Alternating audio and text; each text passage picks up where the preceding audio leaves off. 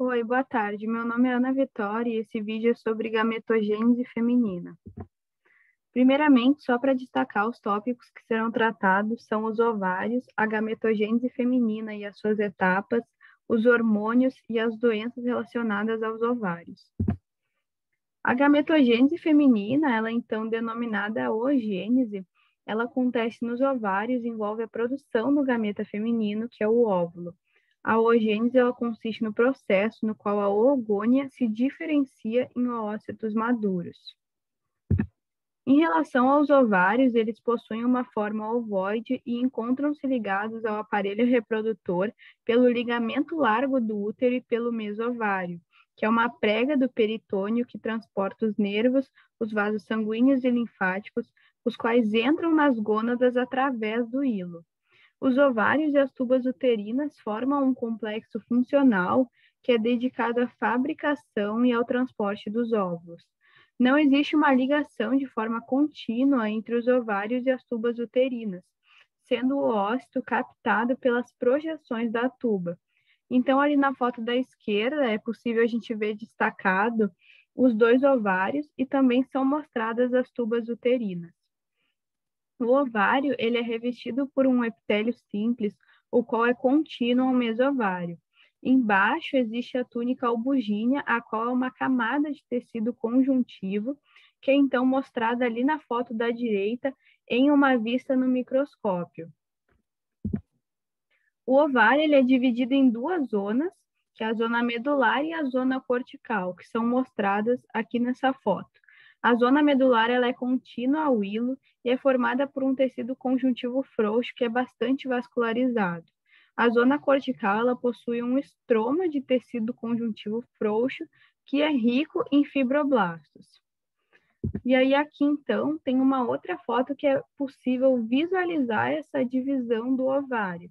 E aí então ali na zona cortical estão localizados os folículos ovarianos, os quais são formados pelas células foliculares e pelas células germinativas. É nos ovários que são produzidos os oócitos, bem como os hormônios progesterona e estrogênio, os quais são responsáveis pelo desenvolvimento de características sexuais secundárias nas mulheres e também pela regulação da gestação. E aí aqui tem uma outra foto que é para mostrar a localização do ovário no corpo da mulher. Em relação à oogênese, então, as células germinativas primordiais chegam à gônada de um embrião feminino e então elas se diferenciam nas chamadas zoogônias.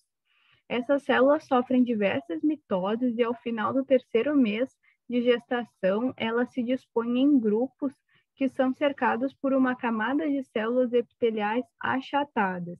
Essas células são denominadas de células foliculares e elas são derivadas do epitélio superficial que recobre o ovário. A maioria das zoogônias, elas continuam as suas divisões mitóticas, porém algumas delas interrompem as suas divisões no momento da prófase na meiose 1, formando os chamados oócitos primários. Um oócito primário, junto das células epiteliais achatadas que encontram-se no seu redor, é chamado de folículo primordial. E aí, aqui, então, na esquerda, é possível a gente ver um folículo primordial de forma esquemática, e aí depois ali na direita a gente consegue ver eles através de uma fotomicrografia, tá? E então, próximo ao nascimento do feto, todos os oócitos primários, eles iniciaram a prófase da meiose 1, mas nesse momento eles param e não terminam a sua primeira divisão meiótica antes de chegarem na puberdade.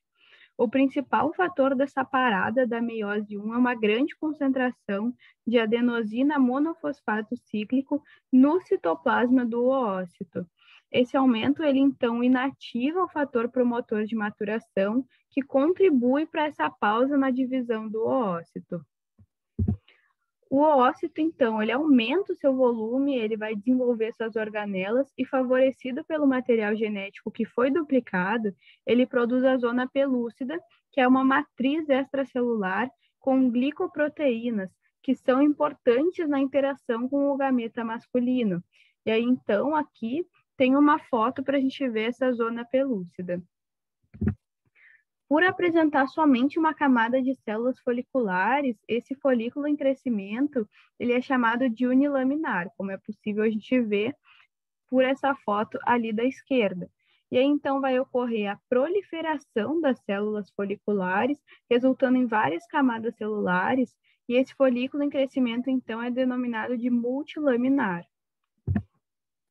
O conjunto de camadas de células foliculares é conhecida como camada granulosa. Essa unidade do folículo passa a se chamar, então, de folículo primário. E existe ainda uma membrana basal que delimita essa camada granulosa. Além disso, fibroblastos eles se aproximam e circundam ela, formando a teca folicular. Essa teca é dividida em uma camada interna de células que realizam secreção, que é chamada então de teca interna, e uma cápsula fibrosa externa, que é denominada teca externa.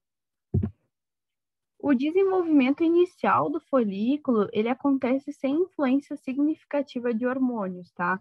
Porém, com a proximidade do momento da puberdade, a maturação folicular, para que ela continue, ela precisa da ação do hormônio folículo estimulante, conhecido como FSH, nas células da granulosa, que por sua vez, então, depende da aquisição de receptores de FSH na sua superfície.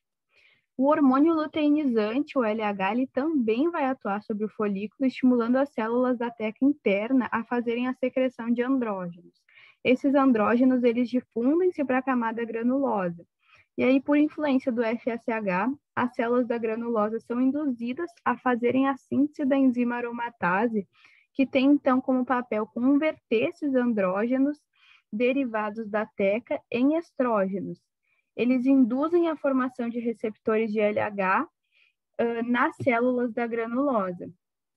Esse LH, então, ele é responsável por secretar a progesterona, que junto com o estrógeno auxilia na promoção das características secundárias femininas. Além disso, o LH ele auxilia na retomada da meiose e ele tem os seus níveis aumentados no momento que precede a ovulação. A liberação, então, dos hormônios do FSH e LH deve-se ao hormônio liberador de gonadotrofinas do hipotálamo. Então, com a continuação do desenvolvimento do folículo, forma-se o antro e então o folículo é chamado de folículo de crescimento antral. Então, em relação à ovulação, o nível de estrógeno no sangue ele chega ao seu limite e com isso a hipófise libera pulsos de LH. Com isso ocorre um declínio na concentração de adenosina monofosfato cíclico e, consequentemente, a ativação do fator promotor de maturação. Dessa forma, o ócito primário ele vai terminar a primeira meiose e vai gerar o oócito secundário. Ele é, então, circundado pela zona pelúcida e uma ou mais camadas de células foliculares, formando, então, a corona radiata. E aí, aqui, então, tem uma foto do folículo maduro, tá? A cada ciclo menstrual, até 50 folículos são recrutados para continuar o seu desenvolvimento, mas somente um atinge esse estágio de folículo maduro. Os demais, eles vão sofrer atresia folicular. E é importante se ter um desenvolvimento de vários folículos no ciclo menstrual para que ocorra a secreção dos estrógenos para a preparação do corpo para a ovulação e o transporte de gametas.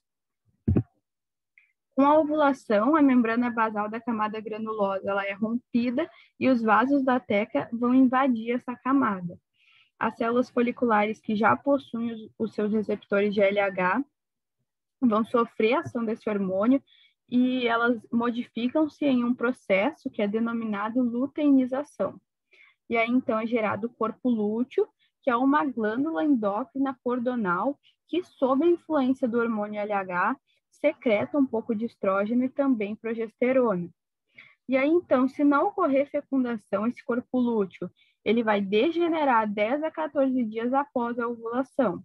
Mas caso ocorra fertilização, o corpo lúteo será mantido pela gonadotrofina coriônica humana. Ele, então, vai permanecer funcionalmente ativo durante as 20 primeiras semanas de gestação, e nesse momento a placenta assume a produção de estrogênio e de progesterona necessária para a manutenção da gestação. Então, em relação às etapas desse processo, as zoogônias elas passam por diversas mitoses e dão origem aos oócitos primários. Eles, então, entram na primeira divisão meiótica no final do período fetal. A meiose que ocorre nas mulheres é um processo bastante lento. Esses ócitos primários vão entrar na primeira divisão meiótica e, após o nascimento, essa divisão é interrompida no momento da prófase, como já foi mencionado anteriormente, no estágio de diplóteno. Então, a menos que degenerem, todos os ócitos primários eles vão permanecer parados nesse estágio até que se atinja a puberdade. Durante os anos, uma quantidade pequena de ócitos primários, que são geralmente de 10 a 30 ócitos, completam a meiose 1 em cada ciclo menstrual, e aí então iniciam o seu desenvolvimento. Com o término dessa primeira meiose, pouco antes da ovulação, duas progênies celulares desiguais são formadas. Uma delas é uma célula grande, que é denominada ócito secundário, e a outra é uma célula menor, que é chamada de primeiro corpo polar. Esses ócitos secundários, eles começam a segunda divisão meiótica, porém esse processo sofre uma parada também. O estímulo para que essa segunda divisão meiótica ela volte a ocorrer é a fertilização por um espermatozoide. A segunda divisão meiótica, quando ocorre, ela também é desigual e aí um segundo corpo polar é formado. O ócito secundário ele é viável por um período de no máximo 24 horas. E caso a fertilização não aconteça, o ócito secundário ele vai sofrer autólise e ele é então reabsorvido pelo trato reprodutor feminino. Esses ócitos que não são fertilizados, eles não conseguem completar a meiose 2. Os hormônios secretados pela glândula hipófise, que então participam desse processo da oogênese, são o hormônio folículo estimulante, o FSH, e o hormônio luteinizante, o LH. O FSH ele estimula o crescimento dos folículos ovarianos e também a secreção de estrógenos. Já o LH ele é responsável por impulsionar a ovulação e a formação do corpo lúteo. Outros hormônios participantes, que então são hormônios ovarianos, tá? São o estrogênio e a progesterona. A progesterona, ela tem então como papel inibir a fabricação de LH e o estrogênio inibe a secreção de FSH e estimula a secreção de LH. E então, em relação às doenças relacionadas aos ovários, eu vou citar duas, que é a síndrome dos ovários policísticos e depois os cistos ovarianos. Começando, então, pela síndrome dos ovários policísticos, ela é, então, um distúrbio endócrino metabólico hiperandrogênico que é definido por uma disfunção ovariana crônica e também por ovários policísticos. Essa doença afeta em vários pontos a saúde da mulher que a possui. A mulher ela pode apresentar disfunção ovulatória, hiperandrogenismo e ovários policísticos. Podem ser observados 12 ou mais folículos no ovário, e isso contribui para um aumento no tamanho dos ovários. A presença de menstruações que são regulares não indica necessariamente a ocorrência de ciclos ovulatórios. Além disso, o hiperandrogenismo, que então é o excesso de andrógenos que acontece, ele pode se apresentar então em forma de acne, alopecia androgênica e hirsutismo. Esse hirsutismo é a manifestação em excesso de pelos em áreas do corpo da mulher, as quais são dependentes de andrógenos. Essa quantidade excessiva de andrógenos é devido à liberação, que é excessiva de LH, e a níveis elevados de insulina no sangue em mulheres cujos ovários são sensíveis a esse estímulo. Então, a existência de andrógenos em grande quantidade na mulher pode acarretar problemas, né? Já que é capaz, então, de interferir nos ciclos ovarianos, além de causar interferência no desenvolvimento folicular. Então, sobre os cistos ovarianos, o diagnóstico precoce de algum cisto ovariano, ele então vai se relacionar com uma menor morbidade e também menor mortalidade. Os cistos, eles podem ser caracterizados como funcionais, quando estão associados ao ciclo menstrual e desaparecem no período de cerca de 1 a 2 meses. E esses cistos funcionais, eles podem ser classificados em cistos foliculares, aparecendo comumente antes e depois da entrada na menopausa, cistos de corpo lúteo, que podem se desenvolver na fase secretora do ciclo menstrual, cistos hemorrágicos e os cistos tetraluteicos. Pode ser necessária a remoção cirúrgica do cisto encontrado ou até do próprio ovário. E aí, então, aqui tem duas imagens, né, na verdade. Essa primeira imagem, à esquerda, é possível a gente visualizar um ovário policístico e na imagem da direita, um cisto ovariano. E aqui estão as referências que eu utilizei para fazer esse trabalho e muito obrigada pela atenção.